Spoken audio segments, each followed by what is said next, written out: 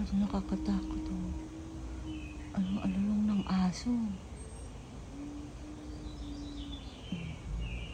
Akala ko nga kanina nagpa-vacuum pero aso nag-aalulong.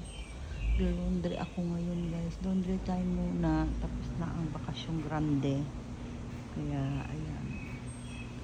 Ano ba yan? Nakakatakot yung alulong ng aso. Para namang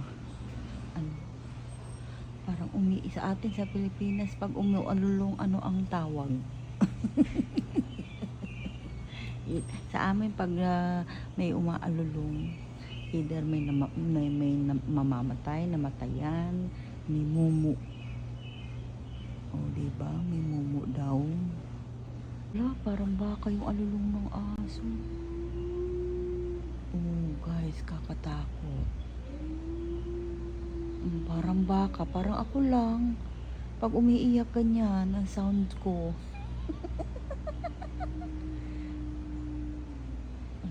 I-report yan pag i-report.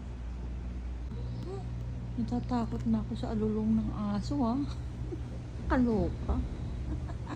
Guys, hindi ko pa nasusupport dyan, balikan ko kayo.